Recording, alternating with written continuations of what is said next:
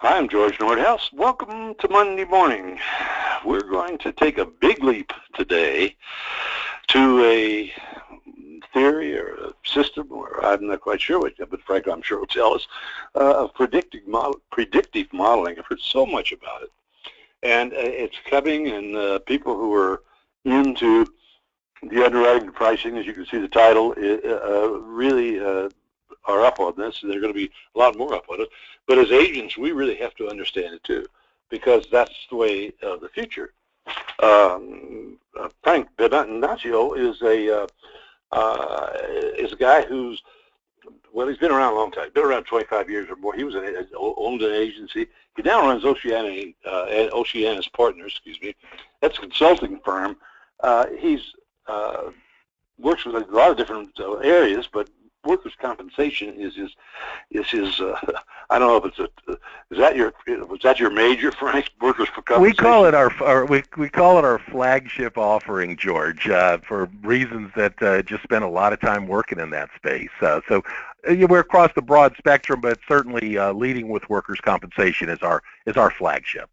Well, all right. Well, let's talk about predictive modeling. I never really came across it until the last year or so, and now I'm kind of wondering, what's your objective? Well, we have a couple of objectives today for your listeners, is to really take on predictive modeling. Now, we're going to take it on in the underwriting and pricing side. There's a lot of predictive modeling that's also going on in the claim side. That's a topic for another day, George, but we're going to talk about how insurance companies, individual insurance companies today have the power, and we'll talk about what's precipitated all of this, to essentially use their own predictive models to better select certain risks and to better price those risks. And agents are already seeing the impact of this. They're somewhat befuddled, sometimes aggravated, frustrated, annoyed. They're kicking desks, and we want to help them get out in front of these changes because we're still in the relatively early stages of how predictive modeling at the individual carrier level is being rolled out, but we want to help agents get out in front of it and to help them begin to change their conversations. Yeah, my guess is if I ask 100 agents about predictive modeling, I would get a very high percentage of answering what it is. Well, and they're frustrated because they see sometimes the output of it, and they really don't understand it. So perhaps we can begin that process to help them understand it today. And we're going to start with workers' compensation, George. And because in workers' compensation, we've had this thing for, going back to the 1930s and 40s, known as the experience modification factor, which of course arises out of something called the experience rating plan. And this is an example we're today going to look back in retrospect and call it a crude example of predictive modeling, because the rating bureaus have, and their actuaries, have put together the experience mod. We're going to do a brief review of the experience mod and experience rating just to make sure everybody starts on the same page, and then we'll move into why the impact and the influence of the experience mod is eroding. So is that on track with where you wanted to go, George? Exactly. I need to learn. Okay. Well, let's first just make sure we're all on the same page. We're the National Council of Compensation Insurance, which has jurisdiction over, I think it's 38 states or so. We have the California Rating Bureau, the New York, and a few others. But they're all pretty much in agreement when they suggest that, or when they explain experience rating as using an employer's past experience to project future losses. This is the exact opposite, George, of the mutual fund ads you hear where they say past performance is not an indicator of future performance. Well, with experience rating, what the rating bureaus and the actuaries assert is that past experience is a predictor of future experience. And the idea here is, and the theory behind it is, we want to use individual experience of an individual employer to tailor the cost to that employer, reward the employers that are having better experience, and to charge more if the plan works as described. An employer with a higher experience mod is likely going to have greater losses in the coming policy period, so the carrier needs more money for that. That's the whole theory. Let's tailor it to an individual risk. Let's make individual risk pricing a way in which insurance carriers, the experience mod is intended to be a tool for insurance companies to help price risks. And it's meant to be a predictor of the future. So Tony DiDonato probably said it best. He's one of the head actuaries at NCCI, actually based here in Florida, where I'm from, where he said the experience rating is intended to be a predictive indicator of future losses. So that's the whole basis. We're trying to predict the future. And as Yogi Berra said, the great philosopher, said, the prediction is difficult, especially about the future. So there's inherent challenges right out of the box. The rating bureaus, George, use not the most recent policy period in experience rating, but then 3 policy periods back from that. So you can see that anybody who renewed their work comp policy here in 2015, and as we put this program together, we're running out of 2015, but the policy period, the policy data, which is payrolls and claims for 2014 policy, was not included in that renewal, but the data, the payroll and loss information from 13, 12, and 11 were. And we're going to circle back around on whether that's a good idea or not as we move forward. It has served us well for many years, but perhaps it's becoming antiquated, and there's better ways to do it. In theory, things are moving faster. Businesses are oftentimes not even the same type of business today that they were 4 years ago. There's very different types of operations, different types of automation, on and on. So in theory, and you'll notice I say in theory, if someone has standard premium of $200,000 in workers' compensation premium, in theory, if they have a 1.0 mod, their standard premium is going to be $200,000. Right. If they have a 135, obviously, let's do the math. This is all third grade math. $270,000, and if they have a 0.75, $150 instead of $200,000. This is where, gosh, for decades we were able to go to employers and say, I'm going to help you drive down your experience mod, which will drive down your cost. That is not necessarily true anymore. Maybe it's true, but it's not necessarily true. As we often say, George, one of our favorite expressions around here, a broken clock is right twice a day. So you may be right, but it's very, in our view, my partner Susan Toussaint and I assert very clearly that it is slightly disingenuous today to assert that if I help you drive down your mod, I'm going to drive down your cost. That may or may not be true, and we're going to talk about why as we move forward. Good. So the question is experience rating plan becoming obsolete? And let's take a look at why that may be the case. Now, virtually anybody who has a pulse is familiar with the term big data and predictive analytics, and we see it in our everyday life. If you're a subscriber to Netflix, if you're on Amazon.com, if you're on Facebook, if you use Google, I mean Airbnb, Uber, you name it, all of these businesses have arisen out of the use of predictive analytics. It's sometimes almost creepy that you go on Amazon.com and because of the last 3 books you bought, they predict that you would like the following 6 books, and doggone it, they're very accurate with that, and they do an incredible job. And Netflix the same way. You've watched this, you're likely going to want to watch this, and they're pretty accurate, and they're using big data analytics. So what we're seeing is that this has come into the insurance industry. Typically the insurance industry is known as, well, this old mature business that doesn't change a whole lot. Well, folks, we are now in the midst of the most significant change. The early stages probably is better stated. In the early stages of the most significant change in the insurance industry, at least in the past 50 years. And that's because we are now entering an era where the individual insurers don't have to rely on the National Council of Compensation Insurance or other rating bureaus around the country, because they can now build their own predictive models. The experience rating plan, the experience mod, is intended to be a predictive indicator of future losses. Well, the carriers now, and I'm going to share why in just a moment, George, they have the ability to do it themselves and to do it better in a far more sophisticated manner. So let's begin to drill down on that. They get to, first of all, they're leveraging their own data. So they're very specific about being able to leverage their own data. Now, what's driving this? Well, it's these huge databases, these enormous, we keep hearing about, by golly, my sister bought her grandson a laptop for high school, and it had a terabyte of data storage on an $800 laptop.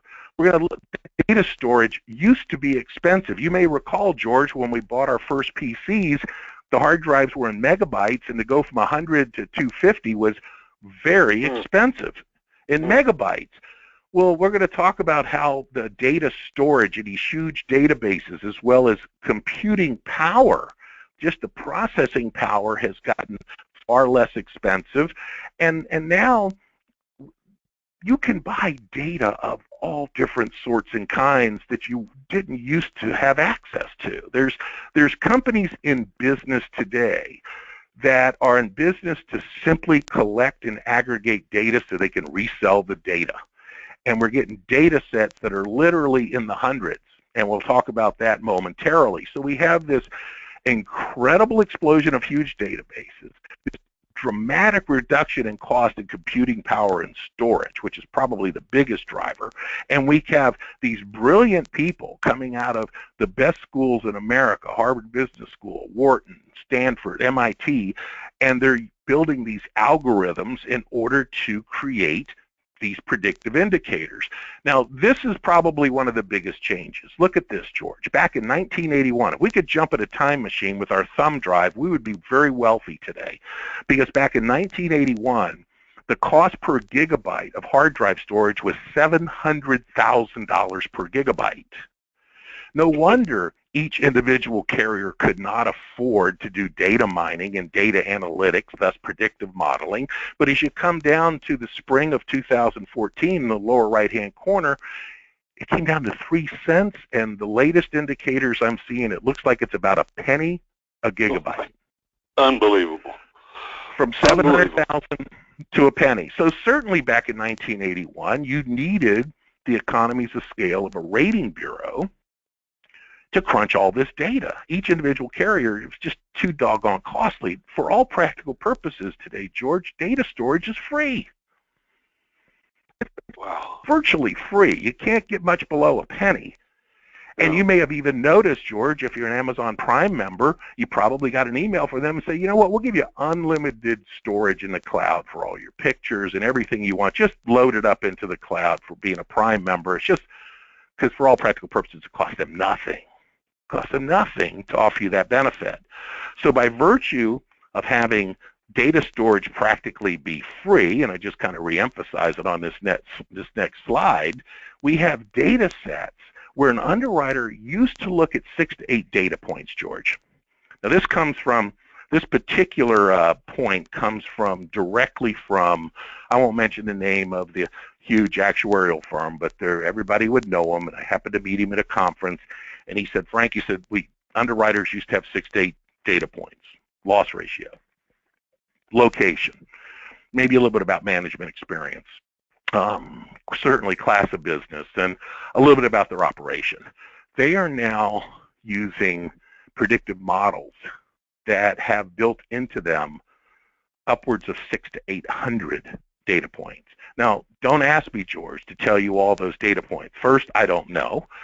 Secondly, they're spending millions, if not tens of millions of dollars to build these models, so they're not going to tell everybody what's in the black box. But we do know that a greater amount of data aggregation is coming to the carriers to be used, and I'm going to drill down on what some of that looks like here in just a few moments. But what's happening now is that they can process, because of the computing power and because of the size of the databases, they can process millions of calculations and either validate or invalidate their models. I'm going to exaggerate a little bit to make a point, almost on a daily basis. So if it appears something is not working, they can adjust on the fly. Now think about experience rating. You have to wait a year, 2, 3 years for that data to move off before anything really changes. Carriers can now adjust on the fly. And in essence, this is what they're doing.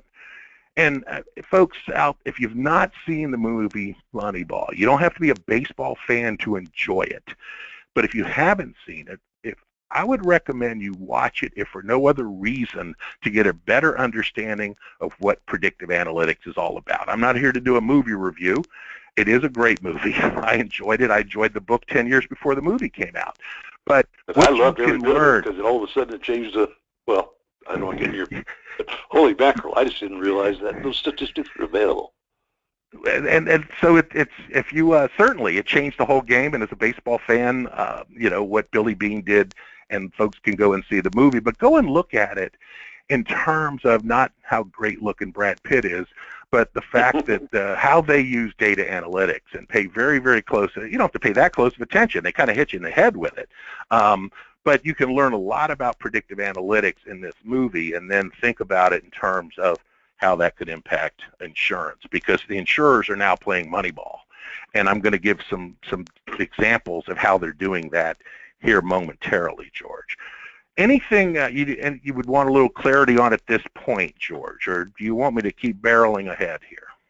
No, barrel. It's all piling up, Alex. But I think it's fabulous what you're talking about here, because it puts things in such a good perspective to those of us who've been in for a long, long time and had no idea this was all happening. I didn't. I guess. Well, and it's happening around us, and we see this. Towers Watson, fortunately, does a predictive modeling benchmarking survey every year. They've just completed the 5th year, and as you'll notice, in 2013, 47% of work comp carriers were using predictive modeling, but look at the next number to the right of that, 41% plan to. That brings us to 88%. For all practical purposes, that means virtually everybody's going to be using predictive modeling in workers' compensation. It's being used across the board. Again, this comes from Towers Watson. We need to give them attribution for the work, and you can see it keeps increasing every year. Work comp has been one of the leaders on the commercial side. Personal lines has been using it in personal auto and homeowners for quite a while, but in the commercial side, work comp is the leader with respect to 47% of the companies, and growing and moving. In essence, what we're finding is that the carriers that are not doing it are very concerned, because who's going to get adverse selected against? They're going to be the folks that don't have the sophisticated models to better select the risks and better price the risks, because as many CEOs say today, George, data and the way in which you gather it, the way in which you analyze it, how you select it, and how you analyze it is likely your sustainable competitive advantage moving forward. And if you don't believe that to be true, I mean, look at what carriers have been facing for the past 7 to 8 years.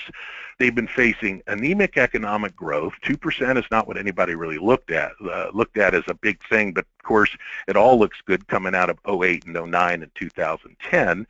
Their interest rates for their investment income have been abysmal. They've had virtually no investment income on fixed rate instruments or safe instruments over the past 7 years. So where are they going to compete? They're going to compete by using data analytics to better select the right risks and price them right. And again, I'll give you some examples as to how just a little bit of that's going to get played out. But what we want to share here to the agent and the insurance agency community is, folks, the toothpaste is out of the tube. It's not going back. More and more companies are using this, and we're not suggesting that it's perfect by any means, but this experience rating versus predictive analytics, I'm betting on the side of predictive analytics being the winner. And it's largely because they can handle so much more data, past and present and immediate. In addition, the data can go way beyond what the experience mod data that's used. Experience mods, they use payroll and losses. Sure, they put some other little things in a formula that would just bore everybody to tears to talk about, but they're not really taking into account so many different aspects. What's the legal and medical community like in Miami, Florida versus Tampa, Florida versus Jacksonville, Florida versus Pensacola, Florida? Is it all the same? No, it's not all the same. What about rural areas versus metro areas? We could keep going on down the list, but predictive modeling is far more nimble, far more flexible. They can change on a dime. And what we really want to do is talk to underwriters about changes in operations, and underwriters can use that or other individual risk factors that change the risk even inside a specific class. Let me drill down on some of this, George, so that folks can perhaps really grasp what's going on here. I already mentioned that it's far more responsive. So look at my home state of Florida. Mm-hmm. You go from Key West to Pensacola. There are enormous demographic differences. I'm on the west central part in the Tampa Bay area. Very different environment than Palm Beach, Broward, and Miami down in the southeast coast. That's almost a different country, let alone a different state. And Florida has a lot of rural area. Now we have the rating bureaus sharing with us an advisory loss cost, or a premium rate as it is in Florida. In the experience rating, they give us an expected loss rate per class code. Now think about this. One expected loss rate per class code, George. But let's take a look. As we drill down on that and we thin slice that class code, we have one expected loss rate per class code, but that 8380 class code applies to a franchised auto dealer, a Jiffy Lube, a tire dealer, and a good old-fashioned 4-bay garage. Now think about this for a moment.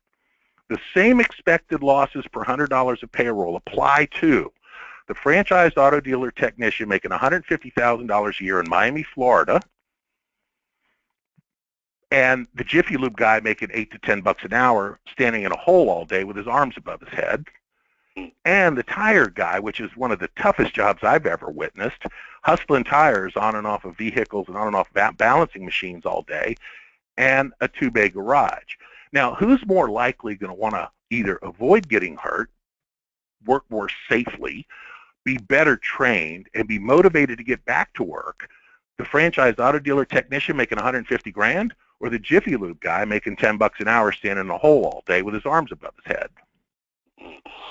Hope you're not asking me, because I think it's pretty obvious. Yes, but the expected loss rate does not differentiate between the two. But predictive modeling can differentiate between the two, not only because it's the same class code. Inside that same class code, there are dramatically different activities, dramatically demographics in the area where these operations are based, dramatically different types of people, dramatically different skill levels. I'm not throwing stones at anybody, George. We've just evolved. We just have power and capabilities today that we've never had. And I say we as the collective we, basically insurance carriers. And they've done very smart, they're doing very smart things. They're being exceedingly bright about what they're doing. And what all this is leading to is they're pushing through their model and coming up with the price that they want. Then they're backing it into the premium algorithm in the experience mod. Let me say that again, because I think that's a really important point. They're coming up with their price down to lower size accounts, like 25, 30,000 in premium by some carriers. By the way, side note, George, you and I both know this has been done at the $1 million premium level for a long time. What we're really talking about is that what has been done at the $1 million and $2 million premium level is now down in the $20,000, $25,000, $30,000 premium level, because of the power of big, huge database, the virtually free data storage and processing power. So they're essentially coming up with the price and go, okay, let's see what the rating bureaus say the advisory rate is, and oh, let's see what that mod is. We got to back into that. And everybody gets all up in arms. Go ahead, George. I'm sorry. What was that? Thinking about it, when I was thinking back to that Ford thing, it seems to me they would have more divisions within the automobile. I mean, as things go further, more, what was the classifications or different class codes? You would think so, right? I mean, but it takes, I don't know how many years to even get a different additional class code added. And even then, it probably will be, by the time they get one added, it'll be somewhat antiquated. And carriers are, because of the free data storage, I call it free. It's for all practical purposes, George, it's free.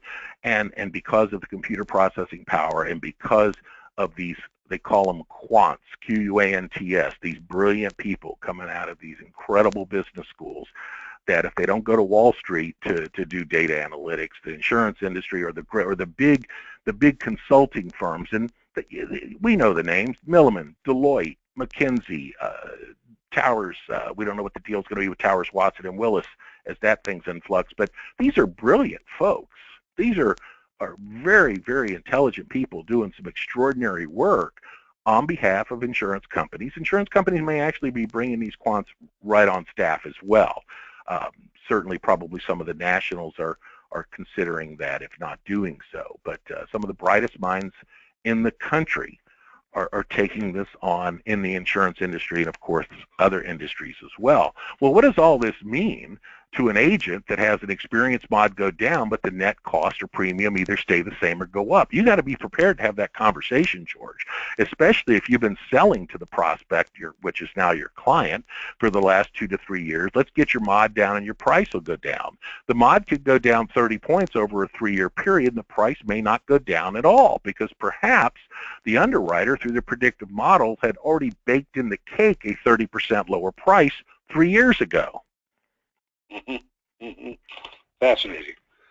Wow. So we have to be prepared today to just look. And George, I will own that I've been training agents now for going on 15 years. I've been an agent. I call myself a recovering agent. I was an agent for 25 years. I've since sold my agency and do consulting and training and coaching full time now.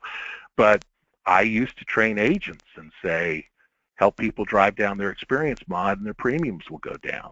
That is no longer the case. We cannot say that anymore. We should not say that anymore. Possibly that might happen, but there's no direct relationship anymore. Why do you think insurance companies have 5 different loss cost multipliers in just about every state, 4 or 5 different loss cost multipliers, so that they can range that advisory rate upwards of 200%? So, and they've just got the power to really leverage that. So what does all this mean to me? You know, oh, by the way, before I go there, one more point. This is going to make agents spontaneously have their hair catch on fire. They may actually get a non-renewal or not even offer a quote because maybe the predictive model is given a number that the underwriter just can't get to.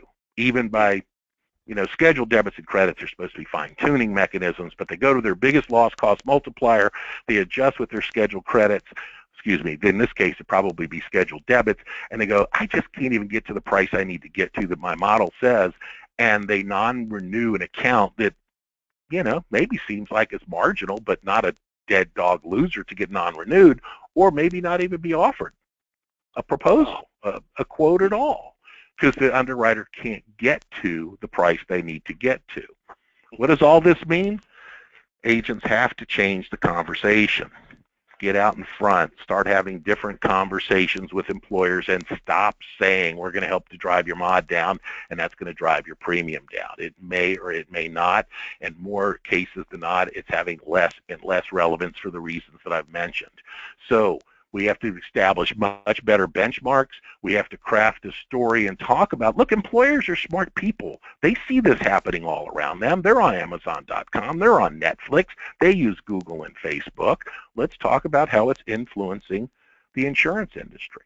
And let's talk about how data analytics are changing the way in which an employer needs to look at buying insurance and managing risk. Because I can assure you of this, George, the predictive models do not reward constant bidding and quoting. I don't have to be an MIT or a Wharton School graduate to know that changing carriers and bidding and quoting every year is not going to be looked favorably upon from the predictive models. And nobody has let me look inside the black box, but I've had some conversations, and certainly that is the case among many other things that employers demand agents do and that agents do that is actually hurting them in a data analytical world, not helping them. We're really talking about, this is, if there was a commoditization, I don't know you feel there is in workers' comp, and as these various organizations go on the internet with the commercial lines things, not like the Geico's, et cetera, this could remove commoditization. There's just no way that I don't see automatically that commoditizer can understand all this, compete with it. I mean, you got to have somebody there doing it, I would think. I don't know. Am I right or wrong? I mean, well, I think you're going to find that in the very, very small stuff, which I don't believe agents should be in anyhow. Some people may criticize me for saying, a single location restaurant. Come on, really? Just last week, you had Warren Buffett announce that Berkshire Hathaway is going to go direct employers on all 50 states. You had Intuit, who has QuickBooks, and QuickBooks has payroll. They're going to go direct employer in all 50 states. Now, the high hazard complex accounts, I don't believe are likely going to go direct with Berkshire Hathaway or with QuickBooks or with ADP or with Paychex. If there's complexity and hazard, they need an agent. But folks, agents need to ask themselves the question, if there's not complexity or high hazard here, and it's a very low risk, look, a flower shop, a single location restaurant, a single location hardware or food store, there's not a lot of complexity there. There's a lot of frequency with very little severity, and I don't know that agents have a fit for that. It's kind of like the difference between a travel agent that's going to book you a trip to have a camping trip in the shadow of the pyramids versus hopping a flight to New York. Nobody uses a travel agent to hop a flight to New York anymore, but if they're going to go down the Amazon River, or they're going to go to Egypt, or they're going to go want some specialty, what they even call themselves now, outfitters, they're going to go to a travel agent. We believe at Oceanus Partners that agents must differentiate by going upstream, higher hazard, larger accounts, more at risk, and greater complexity, because what we see happening, who would have thought even a year ago that $500 million would be invested by a private equity firm to go and take out group health policies, and they're already at $1 billion in premium in just over a year, and that company's called Zenefits. Who would have thought? They're selling it over the telephone. Yeah, it's scary. Let me ask, do you think, all told, would you think that predictive modeling is a threat to the independent agent or an asset? Great question, because I think it's exactly the opposite. I think it's an extraordinary opportunity because it will change the way in which people have conversations. It's not because here's the really important takeaway too, George, and that is, underwriters aren't going away. Underwriters are still going to be able to use their intuition and to use their experience to make exceptions or to shift the model. Now, I can promise you this, you know who's at risk? You know who's at threat? Is the folks that do treat this business as a commodity. And October 1st, which wasn't that very long ago, they spit out 15 different submissions to their agency management system for one-run renewals, and they were crummy submissions, and they were incomplete submissions, and then they were inaccurate submissions, and the vast majority of submissions that go out in our industry are horrible. I've got that directly from underwriters. Those folks are at risk. But those agents that want to get really, really good at better communicating the risk and helping to improve the risk profile, shopping and bidding and quoting, folks, is hurting employers, and especially when you're doing it with lousy submissions. So where's the opportunity? The opportunity is for those agents that are going to better understand the risks, they're going to help improve the risks, and they're going to better communicate the risks. And that takes a lot of hard work. You don't just get to say, I'm big and bad, and I got markets, and I can beat up the underwriters, and I can get you a best price. Those folks are at risk, George. I will agree that those folks are at risk. The independent agents that are playing the I'm big and I'm bad, and I can throw down a bunch of quotes, and I can beat up underwriters, and I can get you pricing, they're at risk because that game is moved to another arena. They may not see it yet, but they're going to soon see, if they haven't already, that game is shifting to another stadium, and it's going to be played by agents that are going to have a different skill set and a different approach to leverage the power of predictive analytics, not be beat over the head with it. I tell you, Frank, I've listened to a lot of presentations, and I have to tell you, I mean, thousands over these. This is an earth shaker. I know it's old hat to you and some other people, but it's not going to be to most people. And I know. Do you consult with agents or companies or who? Yes, our primary clients are insurance agencies. We help them to attract the right fit prospects to get in there and have those first meetings, which is more difficult today than ever, George, because everybody's so overwhelmed and distracted and time-starved. And to have the kinds of conversations that illuminate to employers, there's a whole different thing going on out here. And if you're not aware of it, your business is at risk. Sometimes, George, I think what we find, and we work with agents from California to Massachusetts, all across the country, and it's a great privilege and fun and honor to work with agents. Well, you've done it, it's fun, and it's interesting. And I think we're at a time now that I've never been more excited because of the acceleration of change that's going on. It's dramatic, and it's keeping everybody on their toes. So what we're finding in working with agents, we also work with a couple of smaller regional insurance companies, but we work with them on behalf of how to help make their agents better. Sometimes we lose track of this. There's a lot of talk out there about say this and do this and say that and do this. The biggest issue that we feel is out there that doesn't get discussed enough is that businesses, their employees, and their families are at significant risk and don't know it. And the processes that are being used to work with them are extraordinarily flawed and downright dangerous. And if this conversation is not being had, among another whole host of conversations that are not being had, and it's the same old, we got great markets and we can get you quotes, those employers, their employees, and everybody's family is at significant risk. And it's time to separate the wheat from the chaff, and let's get, the right people to step up and say, you know what? Employers are doing it wrong and we're leading them down a wrong path. The world has changed. Think of every other industry where there was an intermediary that has been disrupted. And it's our turn to be disrupted. But to go back to that very powerful, simple question that you asked, does predictive analytics and predictive modeling put agents at risk, or does it not put them at risk? And very clearly, if you're playing the old game, you're at risk. If you embrace it, get your arms around it, learn it, know how to have conversations, and leverage it, you will find success in this profession unlike anything you've ever imagined.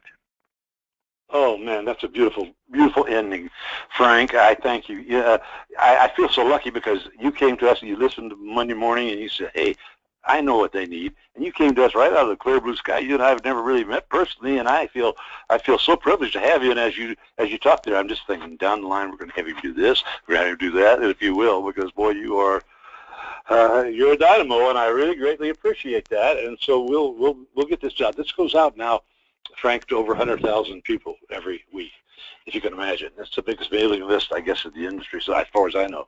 And the number's even growing. Now, they don't all read it. I wish they did. That'd be a whole different thing. But at least you'll be out there with them, and I think that's a great thing. And so, and I would like to urge people, once again, to go back to the, you can see it on the left-hand side, probably, the menu of all the things that are on Monday Morning now, and of course on Agencies Online, and go back to the basics too, because that's another good thing. But we'll talk about that later. But look at it, feel it, taste it. Frank, great job. I'm looking forward to our future together. How's that? I look forward to it, George. I've been a fan of yours. I know we are not personal friends, but certainly I've known your work for a long time, and it's an honor and a real privilege to have a conversation with you, and look forward to another one coming up down the road. Oh, absolutely. And for the rest of you, I'll see you again next